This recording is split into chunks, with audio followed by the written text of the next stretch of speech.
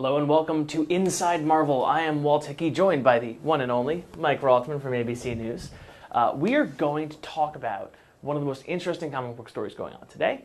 It's the Secret Empire story. The idea is that we're going to go back in time, we're going to look at all the sources of what's going on in this major comic book event, and we're going to trace around and basically see where these different characters are coming from, what's going on in this story.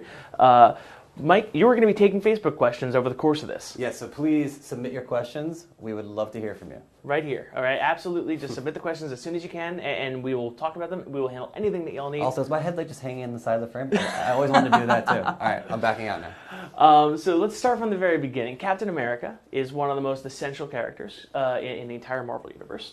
Then you have something called the Cosmic Cube, and this is something that can rewrite the entire Marvel Universe. So the Cosmic Cube was made into a girl named Kobik, who was raised by the Red Skull, loves Hydra very, very much, and is eventually captured by S.H.I.E.L.D. Captain America has aged a bit. He's older now, and as a result, he's not as powerful anymore. So a couple years ago, he lost his super soldier serum, say that 5 times fast, and that's how he got old. And then how did they make him young again? Well, so there was this event, and it was called Pleasant Hill, and basically there was a facility that S.H.I.E.L.D. was using to incarcerate all different forms of supervillains. And so in order to kind of rehabilitate them, they used the Cosmic Cube that they had stolen that time to make them think that they were just normal, everyday Americans. And eventually this all went, the way that these things go, and all the bad guys became bad guys again, and things went kind of nutty. And 3 really important things kind of happened. First of all was that Steve Rogers is called in and really does a solid job of saving the day. The second thing that happens is the Cosmic Cube makes Steve Rogers young again in order to make him save the day. And the last and definitely most important thing is the Cosmic Cube rewrites history to make Captain America a sleeper agent for Hydra, which is a pretty significant thing. Because again, remember, this lovely girl was raised by Red Skull, super fatherly, and as a result, he's now totally rebranded as Hydra Cap. Okay. This is a lot to take in. Yeah.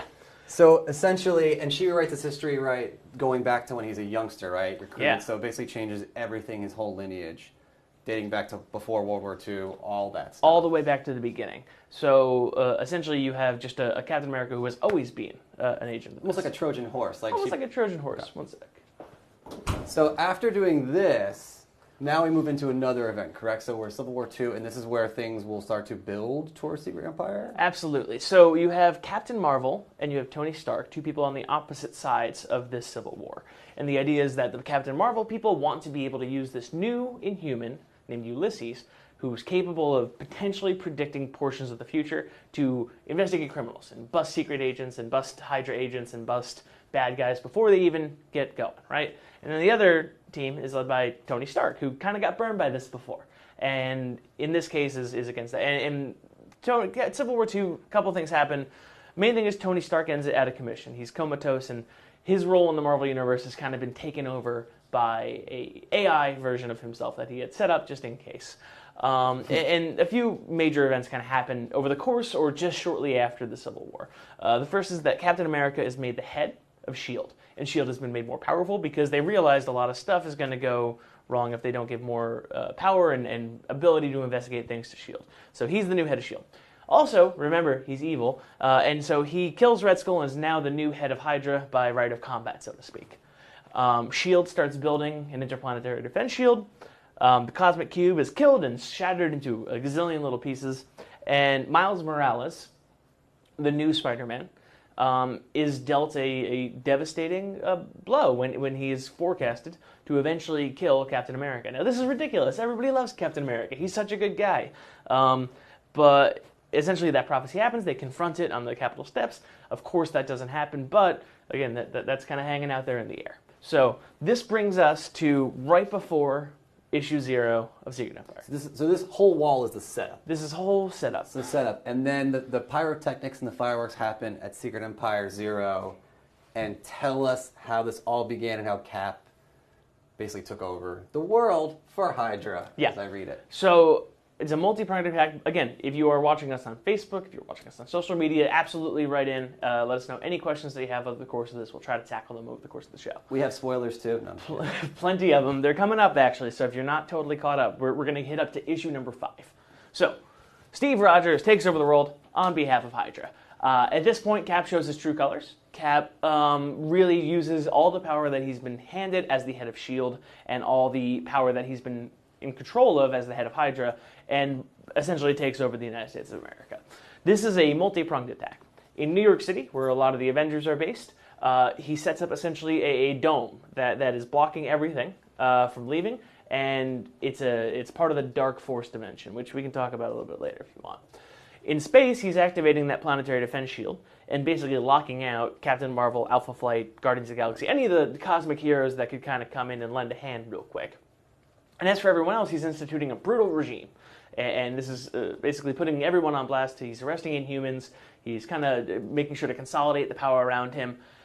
Most of the Avengers, all the heroes that you're fond of, are running off to Nevada, where Hawkeye set up a nice little secret base. Now, the Hydra Avengers are not. How would any Avengers work for Hydra? Yeah.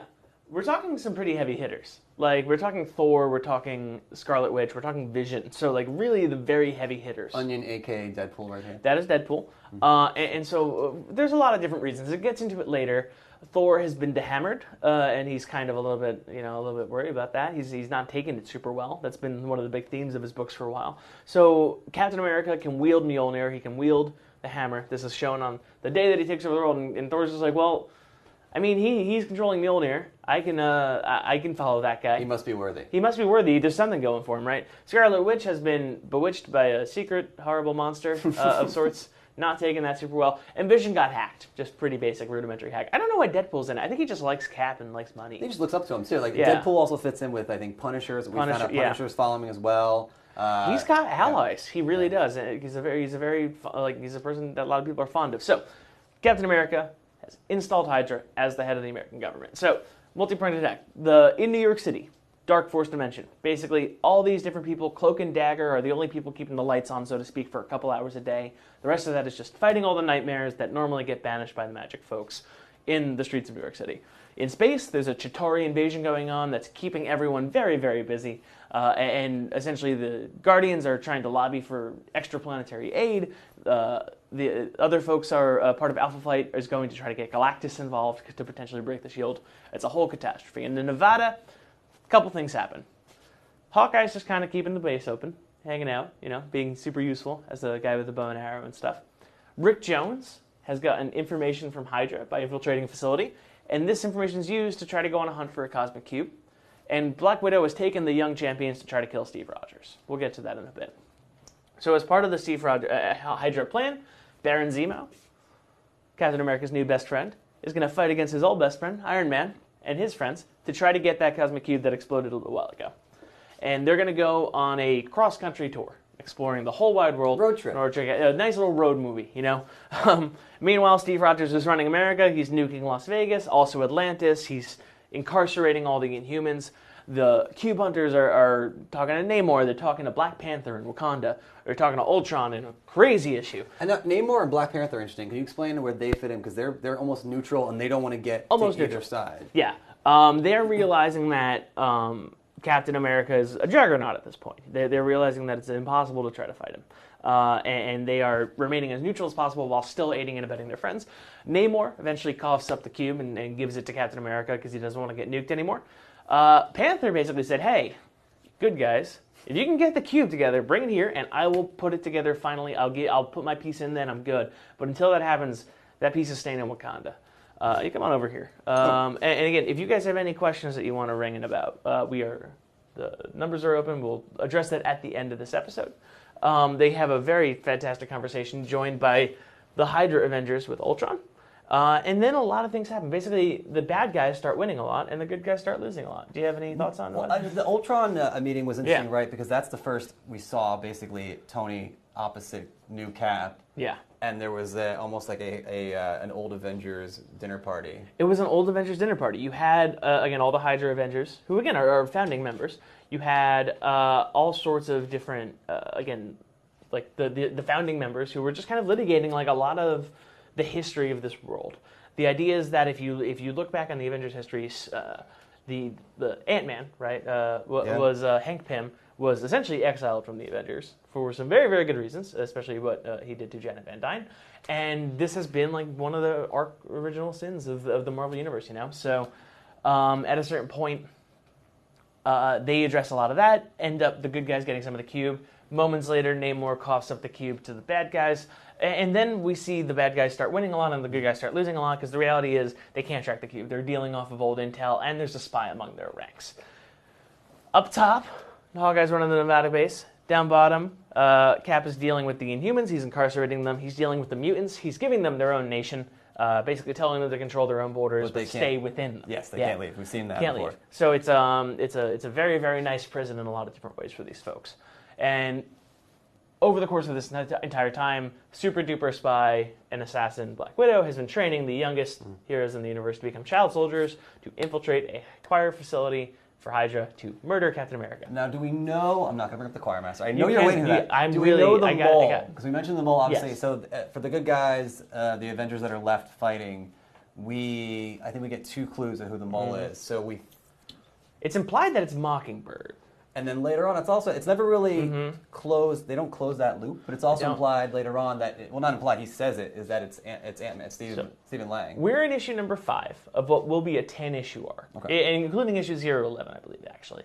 So we're right in the middle of this. We are right up, things are, we've seen, I've heard a few things about these upcoming issues, issue number 6 and issue number 7. Issue number 6 is in stores now. Issue number 7 is coming out next week. We're going to have a blockbuster show next Thursday. Lots of twists and turns to expect. Lots of twists and turns to expect. We're going to have some of the creators behind it. We're going to have some of the editors behind it. We're going to have a great show next week if you want to talk about these huge issues. But this is all leading up to a very, very big thing. Essentially, all the refugees are posted up in Nevada. Captain America is getting kind of tired of these heroes doing their thing. All the people who were on the cube hunt gave up. Their cube hunt is over. They give up. They're all chilling their heels in Nevada. And somebody's back. A couple part of Civil War. So that's out there, right? So who is back that we lost in Civil War 2? The Hulk. The Hulk is back. Bruce Banner. Bruce Banner's back. And essentially, the leader of the Nevada base is the fellow who killed the Hulk last time.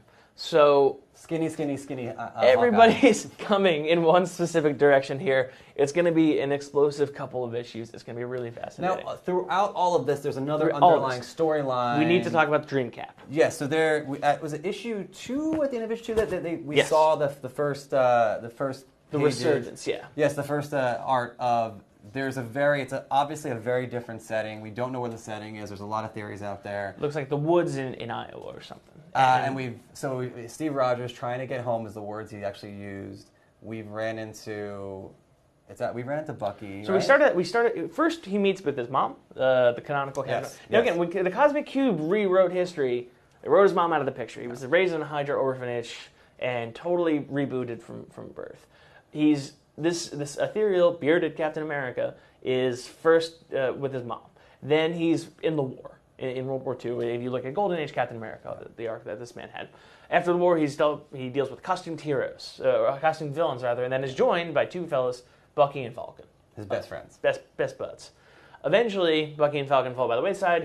One of the final shots that we see is him confronting Red Skull. So it's really just kind of a cinematic look through the history of this character that in many ways was rewritten by what do we think this could mean? Because obviously with all of this, the scope of what we've seen, all these different storylines, and obviously the big thing in here is Cap is Hydra, and even fans and people are probably saying, what the heck? So with this dream sequence, what do we think this is? There's a lot of theories out there. It could be happening in his head, like a battle between his psyches. It could be something else. What do we think? So we have had Nick Spencer on the show before. Again, Inside Marvel, you can go back, we can look at some of the previous issues of this, and the one thing that Nick Spencer said that has really just nested itself in my brain is that he's not trying to tell a story about stories. Like, there's a world in which this dream sequence is just a Hydra, like a way to explore this character and like tell a story about how this story happened and all that. And he said, I'm not going that cheap. I'm not doing that. Yeah. That's a way that I could do this, but that's not the story that I'm trying to tell. So this, I think, is pretty germane to what we're seeing here. We've gone back 3 years at this point in the history of what's going on in these books, and we still don't have an easy answer of when there's a branching off point. We've seen theories on the internet where they go way, way, way, way back. and we don't really know What are where some of those this theories? starts. I just love to explain. So there's some that are suggesting that this split happened way earlier. There's some that are suggesting that this split is related to the event that Hickman ran a few years back, where two worlds collided, Ultimate Cap, and there's a lot of different, like, comic books are rather prone to incorporating different ways of people dying, people coming back, people doing all that. So a lot of different ways of doing it. By the way, we should at this juncture point out that the Walt Disney Company is the owner of both Marvel Entertainment, which makes these comics, and ABC, which makes this show. So just wanted to get that full disclosure out there. It was said in nicely. Seamless. You put that I thought, in very right? seamlessly. So, so that's the main thrust of this.